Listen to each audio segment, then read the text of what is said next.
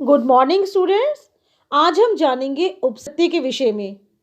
उपसर्ग और प्रत्यय के विषय में जानने से पूर्व आइए एक शब्द को देखें और उसमें होने वाले परिवर्तनों के विषय में जानें। यहाँ आपके सामने एक शब्द है स्वच्छ। स्वच्छ शब्द का अर्थ हो गया साफ, किंतु यहाँ हमने स्वच्छ शब्द के आगे स्वच्छ शब्द के प्रारंभ में एक शब्दांश लगाया है और वह शब्दांश कौन सा है? अ लगते ही स्वच्छ से क्या बन गया? अस्वच्छ। और यहाँ तो दोनों शब्दों के अर्थ में ही परिवर्तन आ गया। जहाँ स्वच्छ का अर्थ साफ था वहीं अस्वच्छ का अर्थ क्या हो गया? गंदा। ये आगे लगने वाले शब्दांश क्या कहलाते हैं? उपसर्ग। उपसर्ग के विषय में आइए विस्तार से जानें। क्या है उपसर्ग? वे शब्दांश जो मूल शब्द के प्रारंभ में लगकर, ध्यान दीजिए बच्चों, प्रारंभ में लगते हैं मूल शब्द के, ये उनके अर्थ में परिवर्तन लाते हैं, उन्हें हम क्या कहेंगे? उपसर्ग। जैसे अभी हमारे सामने एक मूल शब्द क्या था? स्वच्छ, किंतु स्वच्छ के आगे स्वच्छ के प्रारंभ में हमने एक शब्दांश लगाया। कौन सा शब्दांश? अ। और अ लगते ही यानी कि वह शब्दांश जैसे ही मूल शब्द के आगे आया, क्या किया उस शब्दांश ने? मूल शब्द के अर्थ में ही परिवर्तन कर दिया। जहां मूल शब्द स्वच्छ का अर्थ साफ था वहीं उसका अर्थ क्या हो गया? अस्वच्छ से गंदा। आइए कुछ और उदाहरण देखें। यहाँ हमारा मूल शब्द है वन। वन का अर्थ जंगल, किंतु यहाँ वन के प्रारंभ में हमने एक शब्दांश लगाया, वह शब्दांश है उप। और उप शब्दांश लगते ही वन का अर्थ क्या हो गया? उपवन। उपवन अर्थात बगीचा। जहाँ वन का अर्थ जंगल था वहीं उप शब्दांश ने तो वन का अर्थ ही परिवर्तित कर दिया।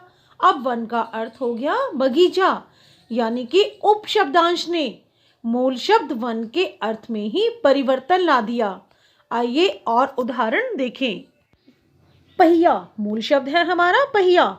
पहिया अर्थात पहिया, किंतु दो लगते ही पहिया का अर्थ ही परिवर्तित हो गया। दो लगते ही यहाँ अर्थ आ रहा है दो पहिए वाला, यानी कि पहले अर्थ था केवल पहिया, किंतु यहाँ दो उपसर्ग ने, दो शब्दांश ने पहिया का अर्थ परिवर्तित कर दिया। अब यहाँ इसका अर्थ हो गया है दो पहिए वाला। इस प्रकार से उपसर्ग किसी भी मूल शब्द के प्रारंभ में लगकर उसके अर्थ को ही पूरी तरह से परिवर्तित कर देते हैं। आइए कुछ और उदाहरण देखें। वास अर्थात रहना, किंतु जैसे ही वास के आगे नि उपसर्ग लगा यह शब्द क्या बन गया है? निवास। और निवास का अर्थ होता है रहने का स्थान, तो यहाँ वास का अर्थ ही परिवर्तित हो गया। इसी प्रकार से दुर्गुण हमारा यहाँ मूल शब्द क्या है? गुण। और गुण का अर्थ होता है अच्छे गुण, क्वालिटी, किंतु जैसे ही गुण के आगे दुर उपसर्ग लगा, दुर शब्दांश ने गुण मूल शब्द के अर्थ में ही परिवर्तन कर दिया। दुर उपसर्ग लगने से गुण शब्द क्या बन गया है? दुर्गुण। और दुर्गुण का अर्थ होता है बुरे गुण, तो यहाँ तो अच्छे गुण से क्या हो गया? बुरे गुण। इसी प्रकार से मूल शब्द है मूल्य। मूल्य का अर्थ कीमत, किसी भी वस्तु का मूल्य, किंतु जैसे ही मूल्य के आगे उपसर्ग, मूल्य के प्रारंभ में शब्दांश बहु लगा, शब्द क्या हो गया? बहुमूल्य। और बहुमूल्य का अर्थ क्या होता है? बहुत महंगा। यानी कि जहां अभी हम केवल मूल्य के बारे में बात कर रहे थे वहीं शब्द क्या बन गया है? बहुमूल्य, यानी बहुत मूल्यवान। तो इस प्रकार से हमने जाना उपसर्ग शब्द के प्रारंभ में लगकर उसके अर्थ में परिवर्तन ही कर देते हैं। आइए अब जाने प्रत्यय के विषय में। प्रत्यय क्या होते हैं ये अब हम जानेंगे। प्रत्यय के विषय में जानने से पहले हम एक शब्द देखेंगे और उसमें होने वाले परिवर्तन जानेंगे। यहाँ शब्द है कीमत। कीमत का अर्थ किसी भी वस्तु की कीमत क्या है, उसका मूल्य क्या है। किंतु दूसरे शब्द में कीमत में केवल बड़ी एक ही मात्रा ही तो लगी है, यानी कि कीमत के अंत में एक शब्दांश जुड़ गया है और जिससे कीमत से शब्द क्या बन गया, कीमती।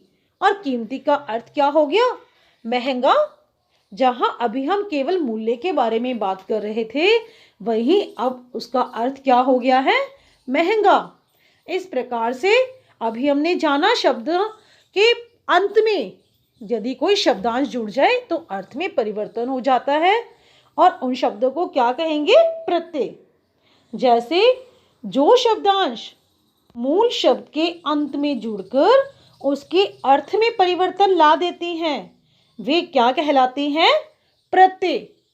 उपसर्ग शब्द के प्रारंभ में जुड़ते हैं किंतु प्रत्यय शब्द के अंत में जुड़ते हैं। यही बात आपको हमेशा याद रखनी है कि उपसर्ग शब्द के प्रारंभ में जुड़कर उसके अर्थ में परिवर्तन लाते हैं किंतु प्रत्यय शब्द के अंत में जुड़कर शब्द के अर्थ में परिवर्तन लाते हैं। और उपसर्ग क्या होते हैं, वे शब्दांश होते हैं और प्रत्यय भी शब्दांश होते हैं किंतु उपसर्ग प्रारंभ में जुड़ते हैं और प्रत्यय अंत में जुड़ते हैं। आइए प्रत्यय के कुछ उदाहरण देखें। ये है प्रत्यय के उदाहरण। देखिए, हमारा मूल शब्द है बच्चा किंतु बच्चा के अंत में क्या जुड़ गया, पन। तो बच्चा से शब्द क्या बन गया, बचपन। यानी कि बच्चा अभी एक संज्ञा थी किंतु प्रत्यय ने उसे क्या बना दिया, भाववाचक संज्ञा। संज्ञा की भाववाचक संज्ञाओं के विषय में तो आपने पढ़ा ही हुआ है। मीठा के अंत में आस जुड़ने से शब्द क्या बन गया, मिठास। यानी कि यहाँ प्रत्यय ने संज्ञा को क्या बना दिया, भाववाचक संज्ञा। इसी प्रकार से सांप, सांप तो हम जानते ही हैं, सांप। किंतु सांप के अंत में एरा प्रत्यय जुड़ने से सांप से क्या बन गया, सपेरा। यानी कि अभी तो हम बात कर रहे थे सांप के बारे में किंतु प्रत्यय ने तो उसे क्या बना दिया, सपेरा। यानी कि सांप को पकड़ने वाला। इसी प्रकार से गरम, यानी कि कोई वस्तु गरम है किंतु गरम से क्या बन गई, प्रत्यय जुड़ने से गर्माहट। यानी कि अब वह एक भाव बन गया है। जहाँ गरम अभी विशेषण था वहीं आहट प्रत्यय ने उसे एक भाववाचक संज्ञा का रूप दे दिया।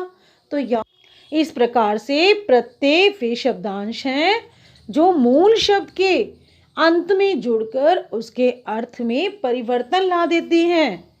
प्रत्यय भलीभांति समझ गए होंगे आप कि प्रत्यय मूल शब्द के अंत में जुड़ती हैं।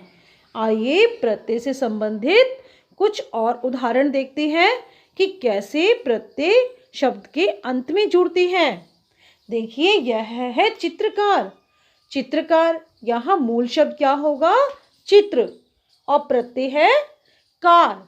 यानी कि जहाँ केवल चित्र के बारे में बात की जा रही थी वहीं प्रत्यय कार यानी कि कार शब्दांश ने उसका अर्थ ही परिवर्तित कर दिया और क्या बन गया, चित्रकार। यानी कि चित्र बनाने वाला। चित्र बनाने वाले के बारे में यहाँ बात की जा रही है। अब है तैराक। देखिए, यह शब्द है तैराक और मूल शब्द इसमें क्या होगा, तैर। प्रत्यय आक, यानी कि क्रिया तैरने में यदि आक प्रत्यय जुड़ जाता है तो तैर से क्या बन गया, तैराक, यानी तैरने वाला। इस प्रकार से प्रत्यय शब्द के अंत में जुड़कर उसके अर्थ में परिवर्तन कर देते हैं। आइए अगला शब्द देखें कि कौन सा मूल शब्द है और इसमें कौन सा प्रत्यय है। यह है बुढ़ापा। मूल शब्द होगा बूढ़ा और प्रत्यय होगा आपा। इस प्रकार से बूढ़ा संज्ञा में यदि आपा प्रत्यय जोड़ दिया जाए तो क्या बन गया, बुढ़ापा, यानी कि भाववाचक संज्ञा बन गई। इस प्रकार से प्रत्यय शब्द के अंत में जुड़कर मूल शब्द के अर्थ में परिवर्तन लाते हैं। आशा है बच्चों आप उपसर्ग व प्रत्यय भली भांति समझ गए होंगे। धन्यवाद।